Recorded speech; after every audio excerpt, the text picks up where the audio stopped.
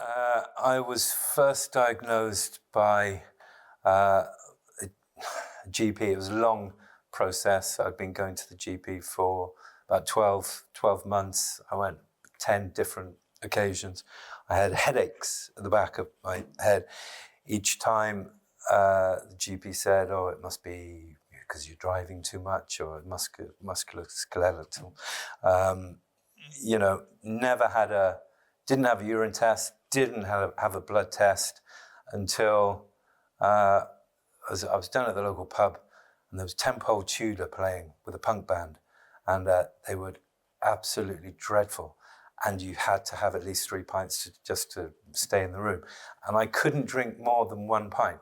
And I told the GP, I said, oh, maybe there's a problem with your kidney. So finally, having had thousands of blood tests and urine tests since, I sent off a urine and blood sample, and sure enough, kidney disease. And then the GP, broke the bad news in a not the most sensitive way. Well, that was like 12 years ago. So I've had 2 transplants since. I had a very young family at the time. I had a 1-year-old girl and a 7-year-old and 5-year-old boys.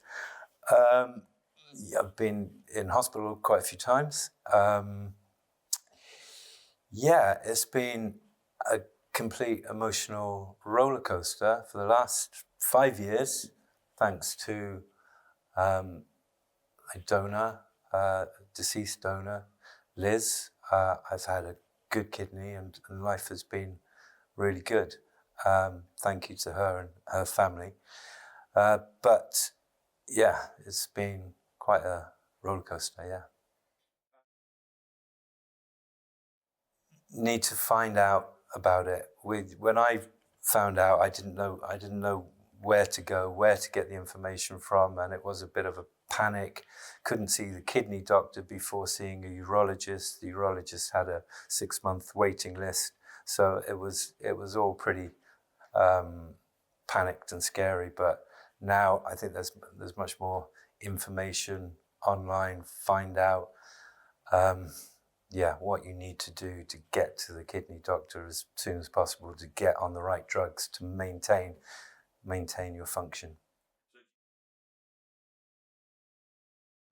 I think one addition that could be made to days like this is more talk about mental health. I think people's emotional health and the toolkit and the resources that you have when times are hard, when your energy, your health is low, they are just as important as any as your physical health and nutrition. So if you couldn't maintain an emotional balance through the hard times as well, then that's key. Obviously it's good to share experiences, and they can obviously understand what you're going through and vice versa.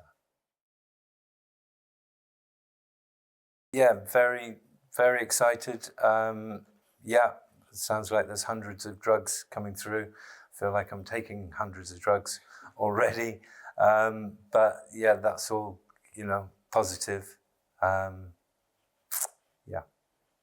And I'm very grateful to the research team and all the people who've put this on today.